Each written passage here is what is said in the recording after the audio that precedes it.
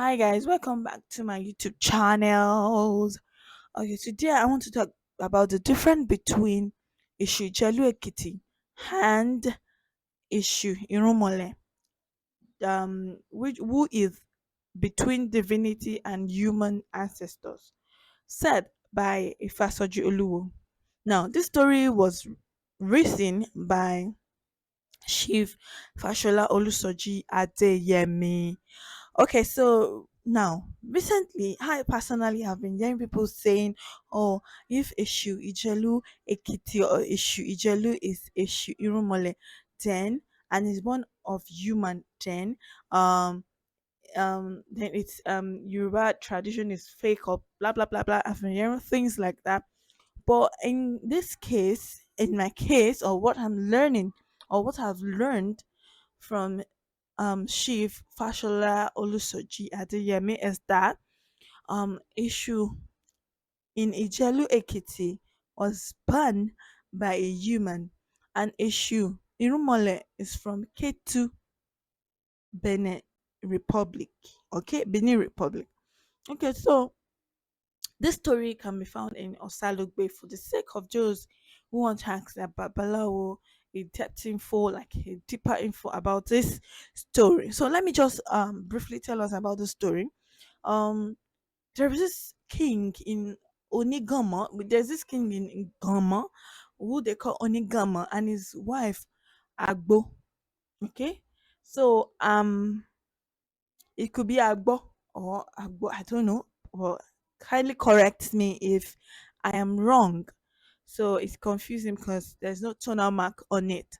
Okay, so this king and his wife were childless. They consulted their babalawo and they were told, for you to have a child, you need to make sacrifices. What kind of sacrifice? They gave them list of things to bring for the sacrifices, which before then they were told the child would be famous person, but to prevent the child from becoming notorious, Onigama should offer sacrifices and appease issue. So now, what are the list of sacrifices they were told? They were told to bring chicken, for the wife to conceive, and some of his good clothes, sandals, beads, and also a cutlass as sacrifice. Agbo, the wife of Onigomo, was also warned not to go anywhere in the afternoon and also in midnight. When she becomes pregnant, I'm not sure that is hard, right? Is it something hard to do? Not sure it's hard.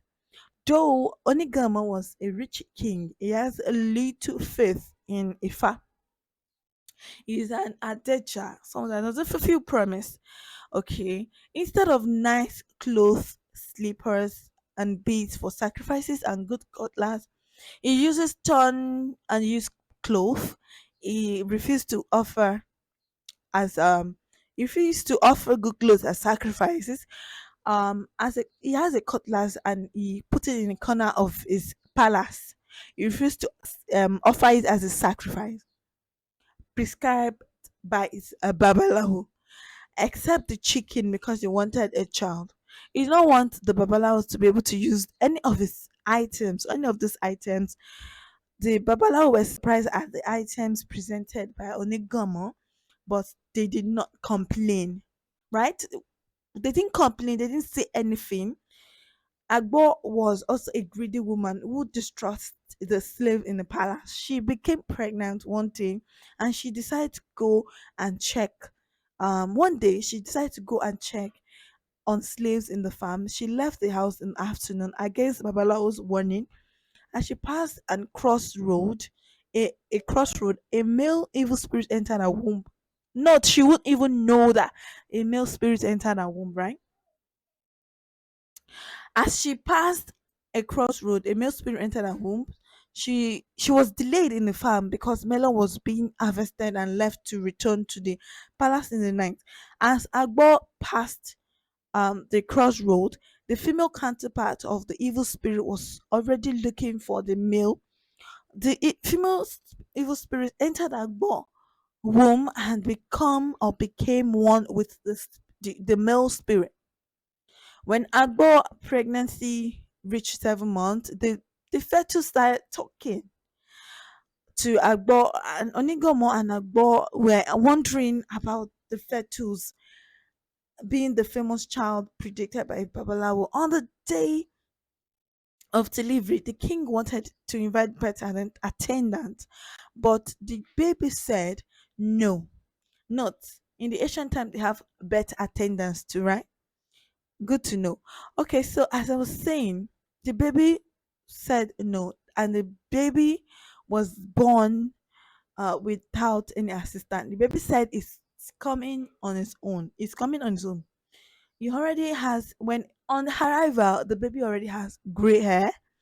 All the teeth were complete in his mouth, and he started walking immediately and cleansed himself. The baby walked the corner where Onigomo kept the cutlass. He refused to offer a sacrifice, took the cutlass and beheaded Onigomo and Agbo, his mother. News traveled fast that the king and his wife has been beheaded by their new baby, and the baby started killing, confiscating the properties of prominent and wealthy people in town as its and its environs.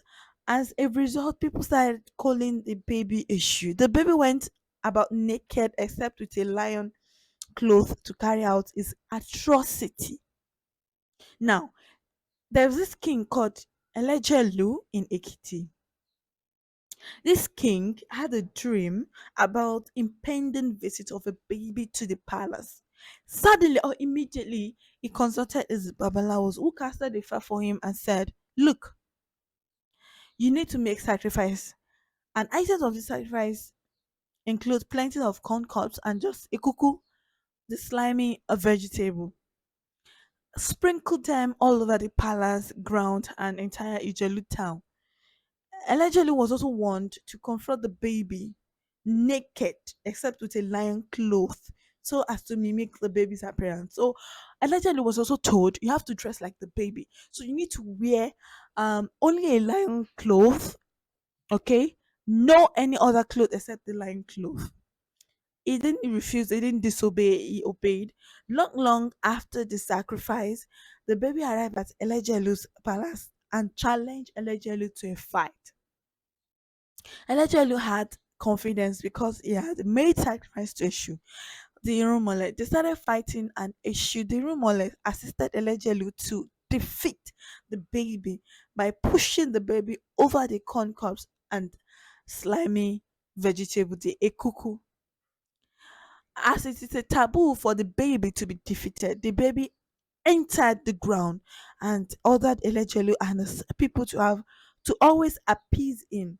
His worshippers should always also be naked all the time, except with a lion cloth when going to his shrine. Now, we can see in this story that there's a difference between Esu Ijelu Ekiti, Yatowa, and there is always and also issue which who is between divinity and human ancestors. Okay, so there's a very huge difference. Ishu Irumale is an energy from Olodumare.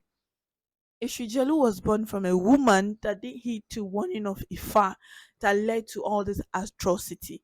Both Onikamo and Agbo refused to heed to Ifa warning or obey what Ifa has said because of their own personal life or material things or um I don't know. I don't want to use other names. But I guess they refused, they didn't heed to warning, which led to their untimely death. Now, in this story, we can also learn that we must always obey the commands of Ifa Olodumare. We must always try to make sacrifices, right? And also, we can learn in this part, in this story, that one, when you have something that you don't understand or you have a dream or something you are confused about something, always make sure to consult Ifa and obey every instruction given to you. Okay, so all this are very, very important. And we can see that even in the times of our ancestors, um women have been warned not to, on what to do during pregnancy, which is beautiful, unlike now. So we can see the difference. So I want to say thank you for very much for watching. I hope this story was able to clear some doubts or some things about Irunmole. Irunmoles are from Olojumare. Their energies from Olojumare. Their incarnations are born of human or from their energies that are radiating on earth. So thank you so much for watching. I really love you guys. Thank you so much. Let's take this channel to the next level. Thank you so much. Don't forget to subscribe, like, share, and like, share, and leave a comment down below. Don't forget to press the notification bell so when I drop anything about Ifa, you will always get notification. You get notified. Thank you so much. I really appreciate you guys. Have a nice one. Bye.